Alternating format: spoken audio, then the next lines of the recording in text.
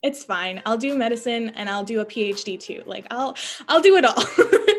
And I was like, I'm gonna personalize it to be what I want it to be if I have to do medicine. And then I took Orgo freshman winter, and I see your face. That was the worst class ever. I think that was just horrible. It like transformed everything for me because it was shitty, and it was like a general like huge lecture course. You didn't really get that personal connection with anyone, and it was really hard to meet with your professor and like develop that kind of.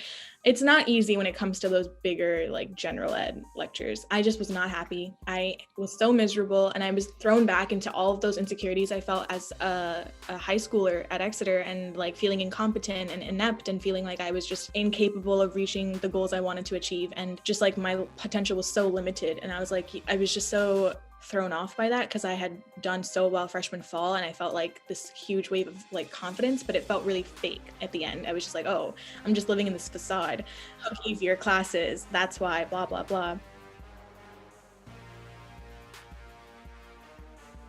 Welcome, guys. Today I'm joined by Vennela Vellanki. Start us off, Vennela. Do you want to just introduce yourself? Who are you? What's your deal? Sure.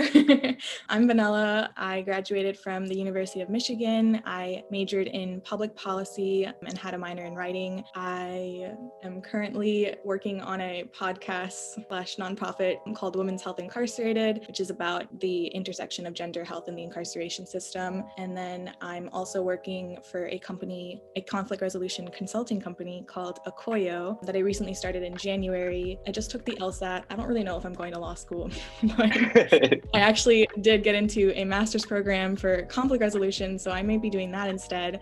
I'm from Louisiana, but I'm in DC, staying with some family. Yeah, just casual, working on all these really, really cool projects. Women's Health Incarcerated, we'll definitely talk a little bit about that. Before we get to that, maybe you can tell us a little bit about UMich, maybe those first semesters especially. Like, what was the transition from Exeter to UMich like? I feel like it was quite a culture shock for me. I had never really gone to a huge school. I think Exeter was the biggest I got. I like actively made the decision to be in a bigger environment and be around like more brown people. I thought maybe it would be cool to be around more like other Indians and other people who understood like my culture and things like that. And it was nice. Most of my friends ended up being Indian. And at the same time, I guess it was kind of limiting in the sense that it was a lot of the same visions and future ideas and things like that. That threw me off too. I think the other thing that threw me off was so many people were in state. So many of my friends at least were in state. And I had never really felt homesick when I was at Exeter because we were all just kind of going through it together. Like there was definitely a few day students, but for the most part, you had your dorm, you had your like friends in your dorm, and you kind of just like went through the stressors together. Whereas at Michigan, a lot of my friends would go home on the weekends, and they would go home when things got really stressful, and they got to eat home cooked food and things like that. And I was just like, oh man, I miss my parents. But at the same time, it was nice because some of them would invite me to their homes, and I would get to like, meet their family for once in a while. Like I never met my high school friends' family members until graduation even. So that was really cool. So I think socially, and then like, obviously I had not like been introduced to party culture at all prior to Michigan. So that was huge. Like the first weekend, welcome week, silly week or whatever, there were so many parties, and I just didn't know like how to cope. I didn't want to drink without having like made close people who could like, who I could rely on, just in case things got out of hand. And so I just felt really out of place for a bit. And then I found people who were in the same boat, and I think that was really comforting. And then it got easier once I like developed closer friendships and I like actually experienced what it was like to drink. By the time we had like that Exeter reunion, I had not drank yet. And so that was really, that was probably the closest I got to like an actual party. And I was like, oh, I'm so nervous. I don't know what to do here. But then really soon afterwards, I had like my own experience of drinking and like that culture. I was never super into it. I never really like went out that much. I'm really a lot more like low key. I really like to, have those wine nights, like have some TV going in the background or like some cool conversations, playing some board games. Those kinds of things are my groove. And then maybe going out for some drinks at a bar, things like that. So socially, it was a little bit of an adjustment, but it was like great nonetheless. I made some really incredible friends. I actually became the closest to two people that I had met during orientation, like months before school even started. And those friendships have lasted till now. Like, they're my best friends. I'm really grateful for that. And I made some really, really awesome connections through my professors, through the people that I was working with in my jobs. And I really just like actively sought out those kinds of friendships. And I made sure to explore in like extracurriculars and things like that, like making sure to meet as many people as possible. So in the end, I'm glad that it was a really big space, because when I let myself branch out, it was worth it. And then academically, I think it was refreshing in that I was finally feeling like I was succeeding. I was getting good grades. I was being respected for my writing, which was the shock, because I was I was graded so badly in Exeter for my writing, and I was just like, this is never gonna be my life. And then I ended up minoring in writing, and I worked as a writing tutor. My first semester, freshman fall semester, professor, like, I grew really close to her. She really liked what I had to put out there, and it was just like really encouraging. I think overall I was just feeling very encouraged, like, oh, I have potential. I have capability. I don't have to settle on like what I'm good and like not good at. I can work towards it. But at the same time, like, those were the humanities courses, so those were nice. And then the bigger like lectures, science classes, big like math lectures, things like that, I'm never super into science and math to begin with, so like going in to the bigger lecture style classes was a big shock to me after Exeter. It took some getting used to, and then I just avoided it at all costs. I made sure to load up on as many classes as I could that didn't have that kind of huge environment, and I could actually like make connections with my classmates and with my professors, because that was so important to me, because that was something I didn't get as much as I wanted of in Exeter, and I really just wanted to change that for myself going into college. And I think it's so worth it. If anyone needs to know that, like, try to be friends with your teachers. It's honestly like a game changer, and that kind of support goes a huge way when it comes to whatever other insecurities or doubts or stresses you're experiencing throughout the rest of college. So it sounds like you went to UMich a little bit, finding your groove, maybe the first semester, and then after that, you found a community. It's like kind of like a picturesque story where the kids you met in orientation became your best friends. That's amazing. And then eating home cooked food.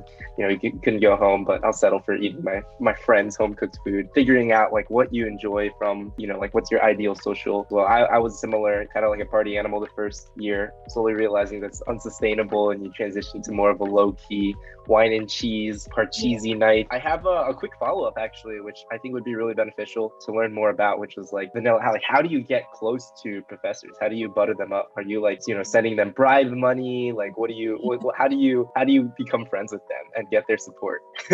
Yeah, definitely. I do think for me, it worked because I had a lot more, like, I majored in public policy, and I like took a lot of social like science courses and things like that. So I had classes where it was small enough that I could like reach out to my professor every so often and be like, hey, this paper is like difficult, can I like meet with you and talk about it? And then I would actively like try to meet a lot for like papers and things like that, or before an exam or something like that. I'm not gonna say like every single professor I talked to I just became best friends with. Like, it really is like, sometimes it's just a hit or miss, but I think the key is to really just try. And sometimes even if it's your GSI, or even if it's like someone that's not your teacher but who like an extracurricular, literally just a random professor, if you just like look up like people that work at your university or college, and you're just like, wow, I really like the work that they're doing, I just want to like reach out to them and see like if I could learn more about it. Like, that's like the start of like what they say for networking in general. And I think I just kind of like fell into that groove because I was just trying so hard to find that support, because a lot of my friends weren't doing what I was doing, and my parents didn't understand what I was trying to do,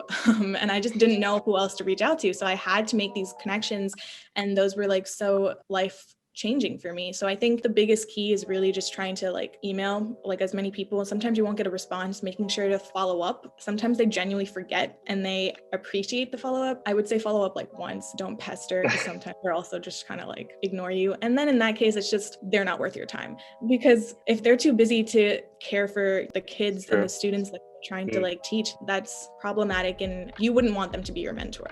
But I think if people are like, most of the time professors and teachers are willing to like meet up with you once in a while. And even if you've had them in like past classes and you just want to grab coffee with them, like literally just be like, hey, hi, Dr. blah, blah, blah, or Professor blah, blah, blah. Like I just wanted to see if we could grab some coffee or some lunch and see and like check in with each other and see what, and just like have a chat. Usually they're down for it if they're free enough in their schedule. You don't need to do anything more than just like put in the effort to try. And a lot of times people are willing, because for the most part, people like talking about themselves and people like helping. If they know that someone's looking for them towards them for advice, usually they want to like be giving it. They're honored for that, you know, and like they are happy to do it. I think just like go in with a little confidence that like you're not doing anything wrong by asking to meet up, even just casually. And I started doing that since like day one, really, like since freshman fall. I started like trying really hard to speak with as many like people as possible, because I was so confused on what I wanted to do, what major I wanted, what path I wanted to go into. And sometimes your friends are just not enough to provide that kind of guidance, because they're going through it too. And most of the people around you are just as confused. So yeah, just like making sure to put yourself out there and making those connections. That's fantastic. Totally want to echo that. I think that just sending an email to, even if you sent an email and wanted to meet up one-on-one with half of your professors every semester, you'd be like so far ahead of the average college student. I wish I had. And guess what? You need recommendations. Think like a few years ahead. You need them from, if you're applying to graduate school or jobs or things like that. Well, Vennela, you alluded to the next question, which is kind of about your major. How did you decide on majoring in policy? Have you always been interested in that? Or you mentioned, you know, you were finding your way. How did that happen? Yeah, I think it was somewhat organic. I went into Michigan thinking I would do psychology. I actually said it on my application I would do classics, because I had like studied Latin and Greek in Exeter, and I was like, oh, maybe this will give me more of an in with the school. Totally used that to my advantage selfishly, but whatever. I got in, and then I was like, yeah, I'm not doing classics. I wanted to do psychology, and I took some like intro to psych classes. And then I was like, oh, maybe I should just do medicine. Like my parents were still nagging about it. A lot of like my friends were doing medicine or like pre-med. And I was like, you know, I had done really well freshman fall, and I was like, you know what? I'll just do it. It's fine. I'll do medicine and I'll do a PhD too. Like I'll do it all. And I was like, I'm gonna personalize it to be what I want it to be if I have to do medicine. And then I took Orgo freshman winter, and I see your face. That was the worst class ever. I think that was just horrible. It like transformed everything for me, because it was shitty and it was like a general like huge lecture course. You didn't really get that personal connection with anyone, and it was really hard to meet with your professor and like develop that kind of, it's not easy when it comes to those bigger like general ed lectures. I just was not happy. I was so miserable, and I was thrown back into all of those insecurities I felt as a high schooler at Exeter, and like feeling incompetent and inept and feeling like I was just incapable of reaching the goals I wanted to achieve, and just like my potential was so limited. And I was like, I was just so thrown off by that, because I had done so well freshman fall, and I felt like this huge wave of like confidence, but it felt really fake at the end. I was just like, oh, I'm just living in this facade of easier classes, that's why blah blah blah. Sophomore year, I just kind of like vibing. Like I took like different classes, and I was like, what else do I want? My friend was like, maybe you should consider policy and see what that would be about. And I was like, you know, the stuff that I was learning about in some of my like extracurriculars and some of my classes in general, just about incarceration and just about like social justice in general, or just like social issues in general, I was very intrigued by them, but I think more on a macro scale. And I was like, oh, I feel like I don't know how much of a change I could make on that direct level, like service wise. I don't know how sustainable it would be for me, because I get too entangled in a lot of like the emotional toll that these kinds of things take. And I think I would get so absorbed in that, and I wouldn't be like great for my own mental health. But then I was like, I feel like I could still do a substantial change if I like looked at it more on the like macro level and see what kind of policy issues are leading to a lot of these problems and how I could resolve those.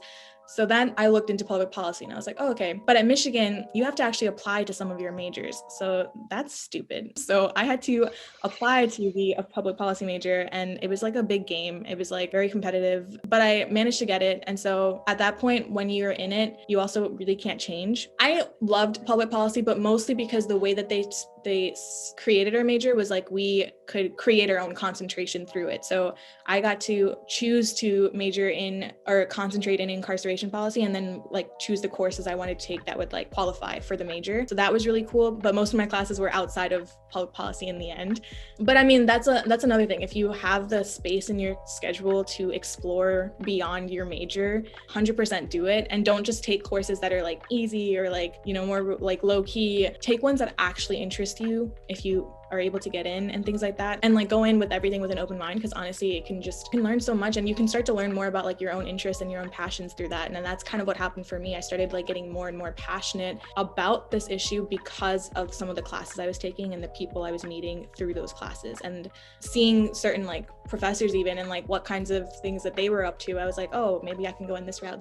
And I was just like, I was actively trying to like learn more and more about myself. I think that's where that helped me figure out what I wanted. So I don't really know if there was like a right or wrong in terms of choosing my major for myself, but for me it worked out in that I got to take more classes that I really liked. And then I just minored in writing because I was enjoying writing so much, and you had to like apply for that too, which is silly, but I got in, and you get to do a cool like capstone project through it. And I was like, it's just gonna get me motivation to actually practice writing beyond like the academic papers, step into that creative realm. So that's kind of like how I decided my major. It wasn't really like a active decision. It was kind of just like, let's just see if this will work for me. Gotcha. Kind of like an exploration. Then you applied, you got in, and you're like, okay, well, this is happening. Exactly. Gotcha. What was your capstone about for writing? It was about Exeter.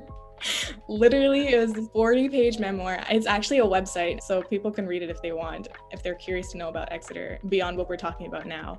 But on a bigger level about like growth, adolescence, you know, being okay with not being okay, things like that, like mental health. But the catalyst for it all was like my time at Exeter, and then how that compared to my time in college. And I actually interviewed my brother and my sister because they both went, but 4 years apart. So I was kind of like trying to talk about the changes in terms of society and how that kind of like shifted culture in our school itself, and like social media became more prevalent as we were stepping in. And then like even more, there was even more toxicity in terms of politically correct culture when my brother went in. So it was just like interesting to see that contrast. But yeah, that's what I did. All right. Some spicy stuff. Maybe you should link us the website. We can take a look. All right, moving on to Women's Health Incarcerated. You talked a bit about that already. How did you get that started? Into the trailer, super duper awesome stuff. What kind of came first? Was it like your interest in incarceration led to public policy, your interest in public policy led to incarceration, a little bit of both? I think they happened simultaneously, because as I was applying to public policy, I was taking a class called Gender and the Law, and I started learning more about a lot of women who are in domestic violence relationships, abusive relationships, and how they somehow get entangled in the incarceration system through, as they're trying to like defend themselves or as they're trying to like get out of these situations, you know, they're just not having a lot of support. So that's where like the initial interest sparked. I had never ever thought about incarceration prior to like sophomore year of college. I was just like, it just was not in my mind. You know, it was very like black and white, like you commit a crime, you do your time, whatever the thing is. And I just didn't like think about the nuances or like the system itself and all of the injustice involved in it until I started learning in my classes. And I think that was the first time I felt like any sort of like really big emotion towards a group of people that I had no like direct experience with, or like no personal experience with myself, like an issue that I had no personal experience with myself. And that was like intriguing to me, because I was like, why do I care so much about this thing that I like, this like problem that I have zero touch with? I kind of just like followed that curiosity, and I was like, I want to explore that. So I started taking more classes, talking to more professors. I started learning about like alternative forms of justice, like restorative justice, got into conflict resolution through that. I literally just like did a lot of research, found some like events on campus that were hosting these kinds of things. Like there's this thing on our campus called like the South Asian Awareness Network, but through there they have this huge like 2-day event where they just have a lot of conversations and dialogue. And one of the people that came in talked a lot about this restorative justice like work that she was doing. And so I was like, oh, that's really cool, I want to learn more about it. So I just like I reached out to her, I did my own research, I found out that we actually did it at my campus. Like we have an Office of Student Conflict Resolution, and that was the first time I heard of that. And then I reached out to people there and I managed to get a job there. And then when it came to Women's Health Incarcerated, I had helped co-found a women's health organization on campus just for like just to raise education and awareness on like women's health issues generally. And then through that, we had hosted a panel where we featured people who were working as doulas, who are like support people, individuals, going through labor and delivery and pregnancy.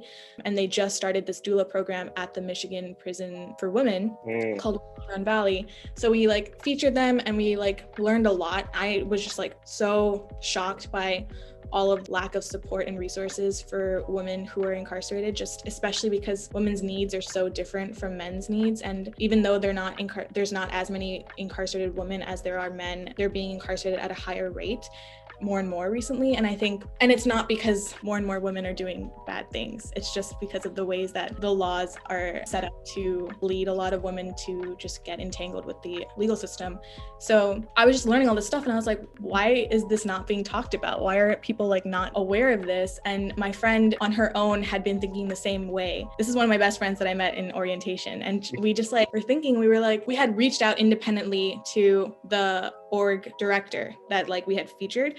And she was like, hey, you guys both reached out. You guys should like come meet with me together. And then we started talking and she was like, maybe you should like create a project together. Because we were both interested in just like getting involved with that org initially. And then she was like, maybe you should, like do something else and I can help you get that off the ground. And we were like, okay. So then my friend Bhavana and I decided we should try to do something to, like raise awareness about this issue and inform more people about it and hopefully get more people incentivized to join the movement for change. And also wanted to provide more of like a platform for people who have direct experience to kind of share about their experiences. So we were like, okay, a podcast might be the best avenue. So because like it was becoming trendy and it also like it's really easy to get information through podcasts and a lot more people do it. And it honestly was like the right time because this was my junior summer. So this was 2019 that we like officially started working on this. And then we didn't release till July of 2020, the first season. So there was a lot of just like background work that we had to do all of senior year, getting some money from grants, making more connections. Cause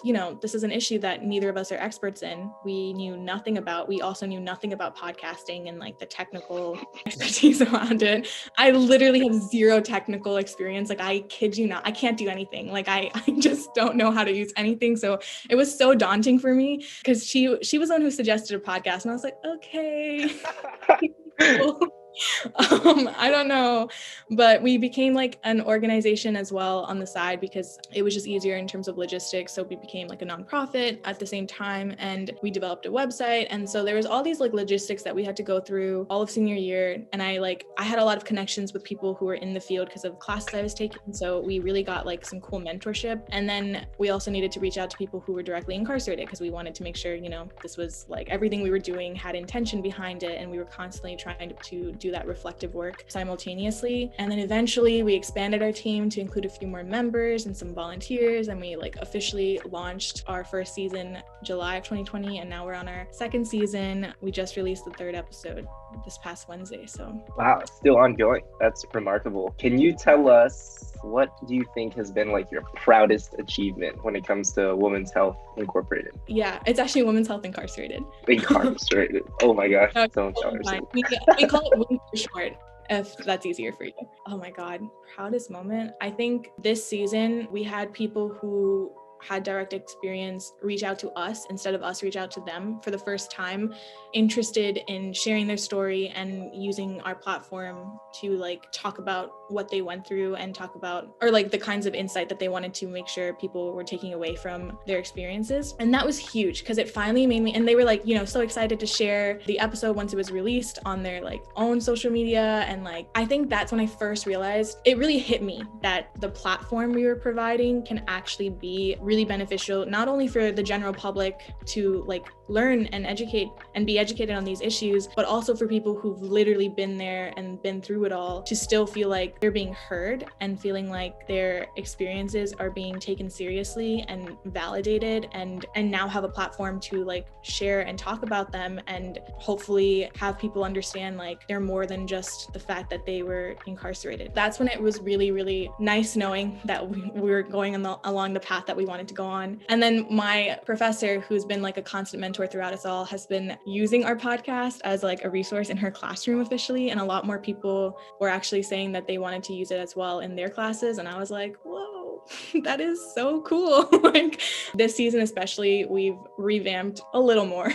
We're still obviously learning, but we've gotten better at being hosts and producers of the podcast itself. And like there's a lot more like organizational things that we're doing on the back end, and we've just started like really creating a huge community of people who are in our bubble now, and in general the work in like the criminal legal like field and like the justice field are pretty small. So I think it's really cool that like we're starting to like become friends with all the other people who are like really big in the field, and they're like following us back on Twitter or like on Instagram, and we're like, oh my God, like, look at these people. I think it's just cool that like we're finally taking off and like launching into, and just seeing the potential that we have. Like the more we do this and the more seasons, you would think that there, I mean, I think initially I was like, how many seasons could we do? And then we started like listing out like how many episodes can we really do on this? Like what can we really talk about for so many seasons? And you start listing out all the issues that you want to talk about, from like very specific health issues to more of the mental health components, to like re-entry, to like general life experiences while incarcerated, like how people cope with the like just like all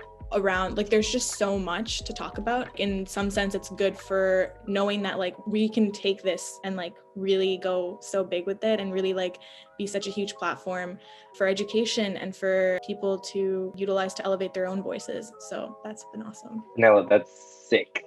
That's amazing. I think it's so gratifying and motivating, especially once you get that stamp of approval. Like your professors are backing you, people in the field. You mentioned it's a small field, but sometimes I find that that's a benefit because everyone knows each other and it's much more tight knit.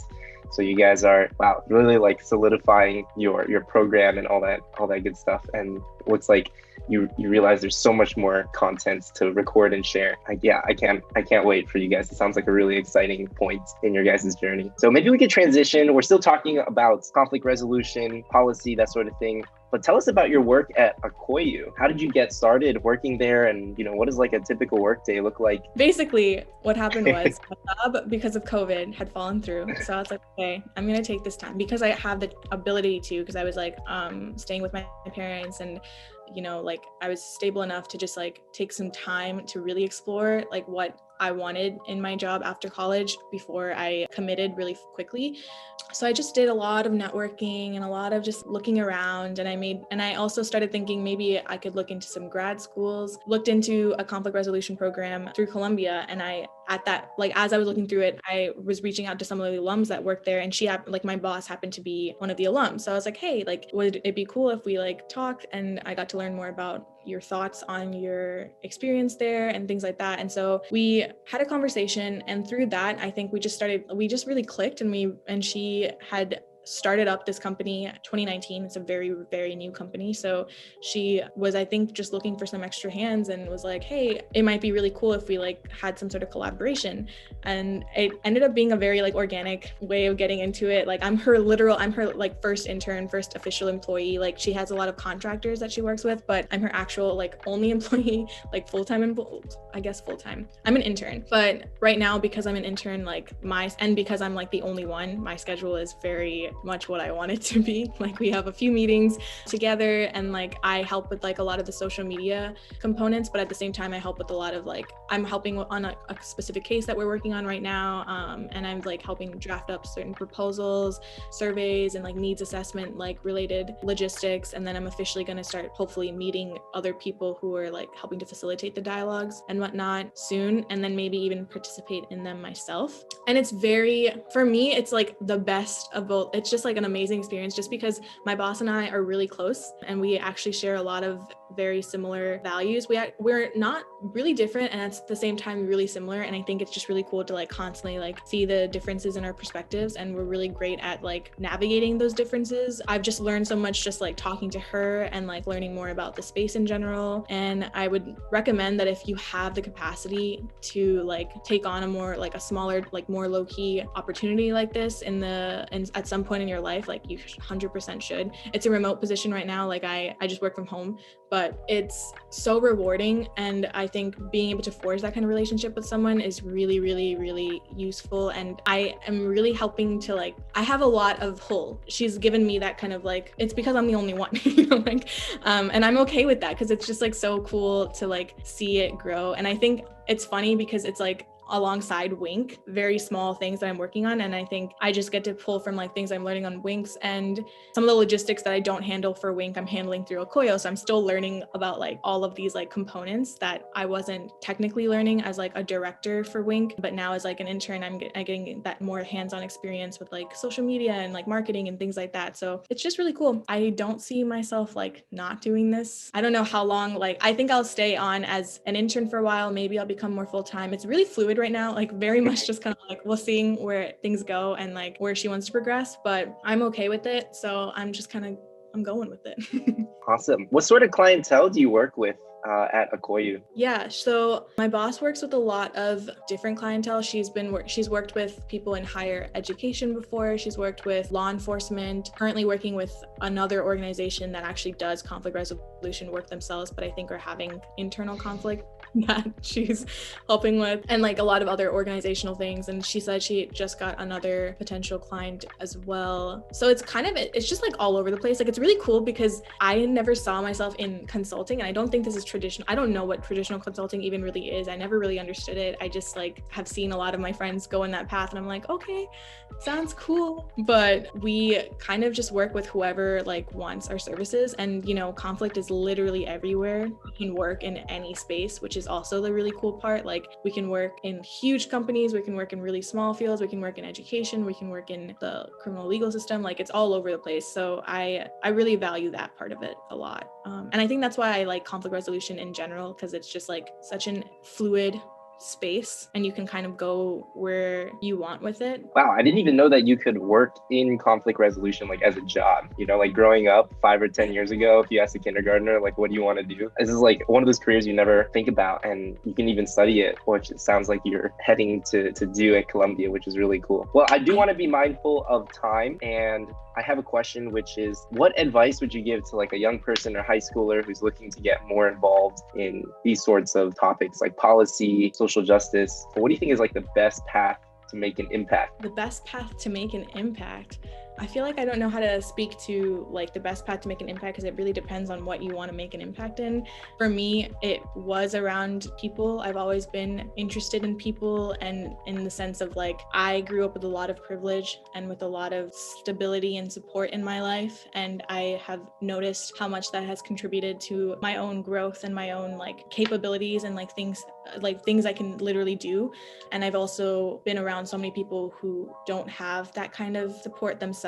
And so I've always just been wanting to merge that in some way, or like alleviate some of those places that are lacking for a lot of people. So for me, it was just very much like figuring out what population I was more drawn to in terms of like my own like expertise, if you will, like what kinds of things I could do that would contribute and like to what extent they would contribute. I think in general though, if you want to enter like a field for social justice or like policy and activism, I think the biggest advice I can give you is to be open-minded. I think if you enter any space really with a very like specific opinion on your own beliefs and your own values and are very like stringent about them, it's not easy to make any change, because if you're stuck in your way and you're only thinking about things in one angle or one perspective, it's not going to lead to a lot of organic change, at least. And I don't think productive change whatever field you're in, even in like a more like techie field or science or things like that. Like I think just approaching people and the things you do with an extremely open mind, for me, that has been like the biggest game changer. Like always being willing to let my opinions change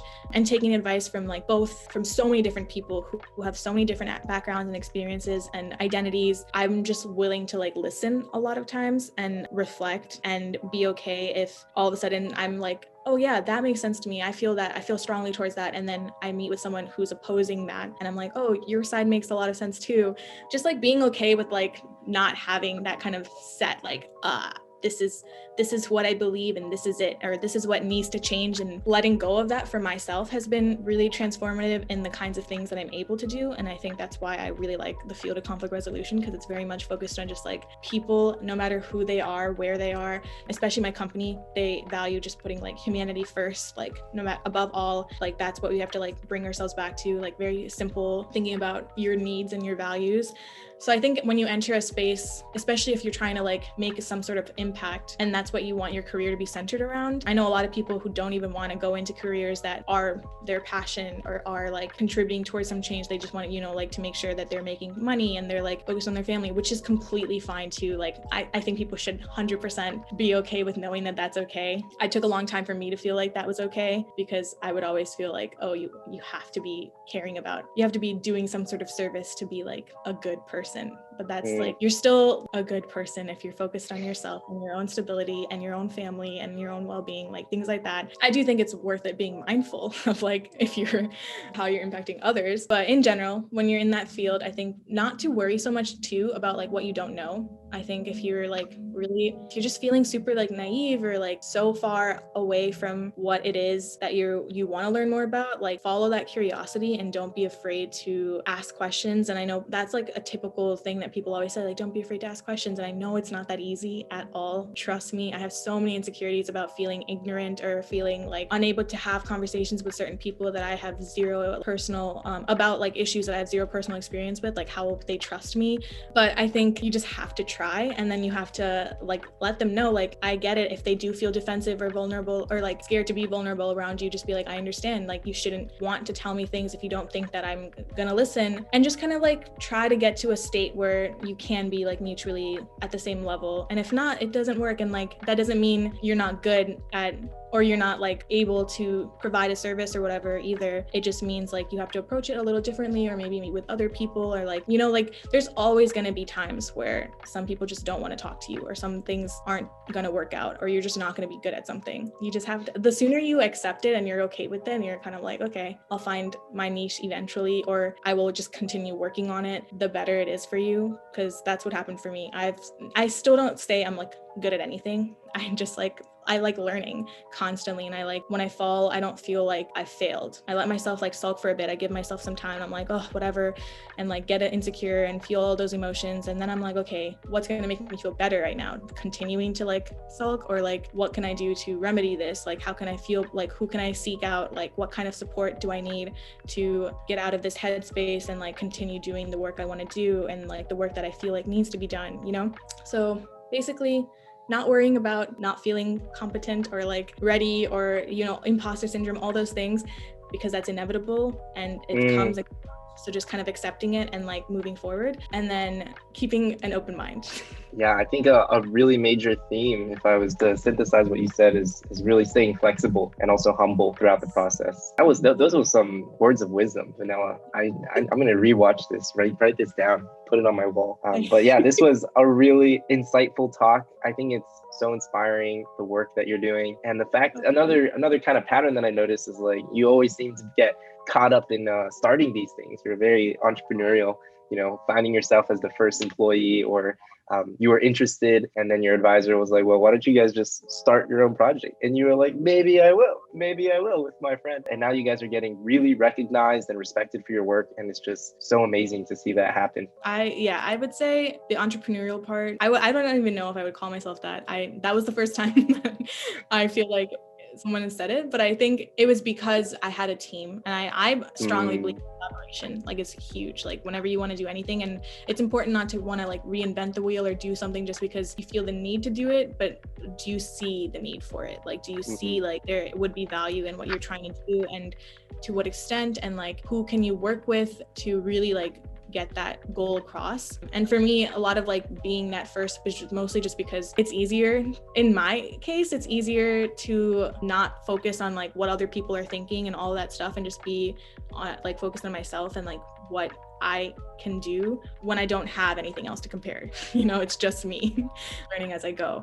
I feel like if people are very insecure or worried or nervous, trust me, everyone is. Literally everyone. The thing I have learned as I've talked to so many people is that everyone is confused. Nobody knows what they're doing. Some people are 40 and still confused on like whether or not they're in the field that they want to be in. Like there's no guarantee you're going to figure it out. Even in college, there's no guarantee you're going to figure it out right after college. And especially if you're in a space where you have the ability to let yourself explore that, like just let yourself do it. Like that's what I think you shouldn't be afraid of doing. Like don't be afraid to let yourself explore and be okay with like not knowing right away what it is, and just focusing on like what you want, like what will make you feel okay in that moment, like a little bit more. Because also with the pandemic, like so many things change. Like there's just too much going on for you to plan out so much of your life and feel like you have to have it done. And like there's definitely ways to make money like in every field if you like take the time to really like look into it too. And Vennela is spitting some straight facts. I wish I had you for another hour. This is where the true wisdom is being distilled down. Wow. I